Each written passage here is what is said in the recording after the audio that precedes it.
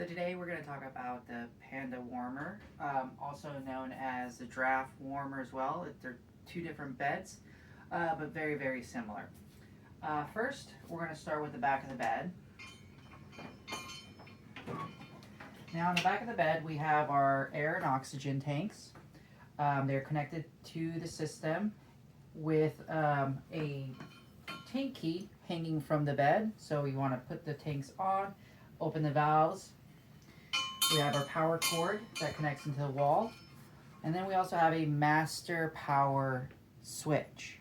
When this is off, you won't be able to power on the front of the device. If you come up here in the front, you can see turning on the switch doesn't do anything. So if you have that problem with any of the beds, come back to the back here and verify that the master switch is on. Perfect. So now we'll be able to turn on our bed. Next, we have our SpO2 that connects to the bed, so we can monitor the baby's SpO2. On the other side, we have the scale.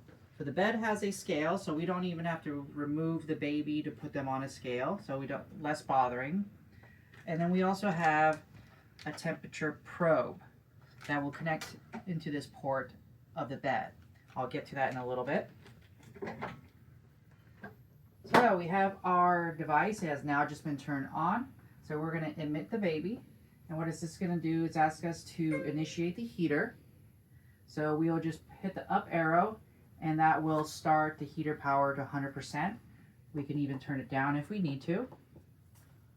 We can also change the mode from manual to baby. And then we can set the ideal temperature that we're looking for, which we're going to just set to 36.5 degrees. So when we have our sensor plugged in and attached to the baby, our warmer will get as hot or cool as it needs to maintain that temperature. Go back to normal. We can adjust our observation lights from here as well. We have a procedure light that we can turn on and articulate to where we need it. And then obviously our heater. Now you also heard the alarm go off. Every unit has an alarm that you can silence from the yellow button here at the top, or wave your hand in front of the light bar to silence. So if you're in a sterile environment and you don't want to touch the unit, waving your hand in front of that will silence the alarm. We also have a built-in timer. It's right here in the top corner. It says AppGuard on off. When we hit the button, it'll begin our AppGuard timer, so we can make sure we are following the correct time intervals for the baby saturation. Moving on down, we have our vacuum and built-in T-piece resuscitator.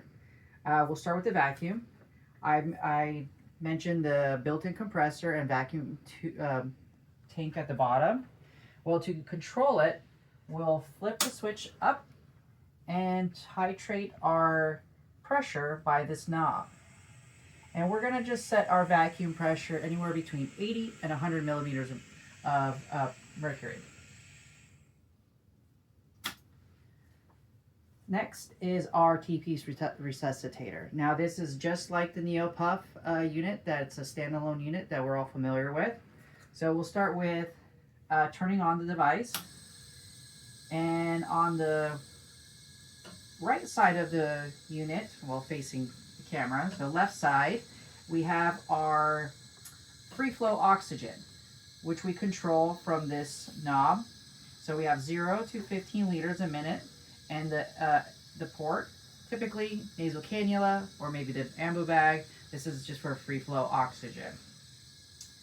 Now, if we need to use a T-piece resuscitator or NeoPuff the baby or give CPAP, we have our pressure gauge here. And in order to set it, we're going to first put on our circuit, our Neopuff circuit. We'll get a mask that fits the baby. We'll connect it to the patient port here.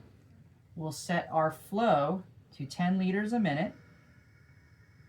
And then we will set our peak inspiratory pressure. We'll include both the port and the PEEP valve. And then we will set our pressure to 20 centimeters of water.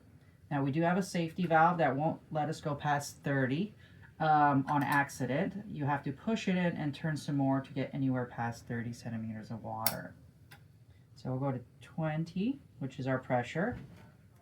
Now, to set my PEEP, I'll just occlude the patient interface side and twist my PEEP valve until I get to my desired or prescribed PEEP, which is typically 5 centimeters of water.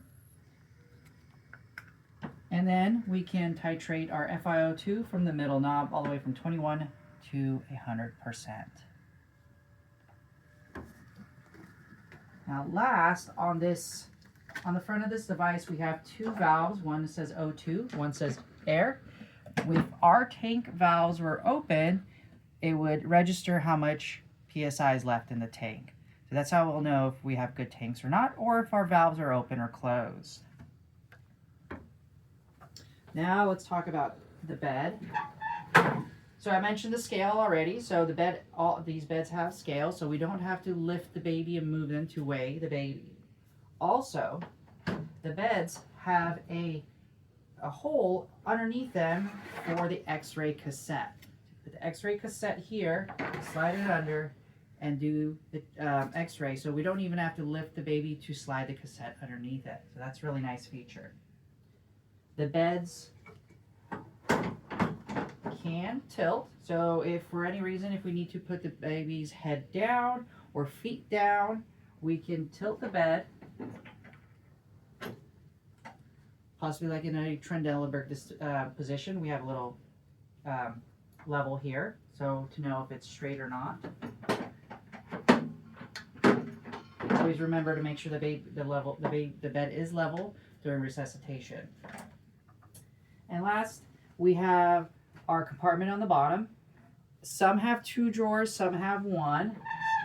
The single drawer options usually have a tray. The 2 drawer options is just 2 separate drawers.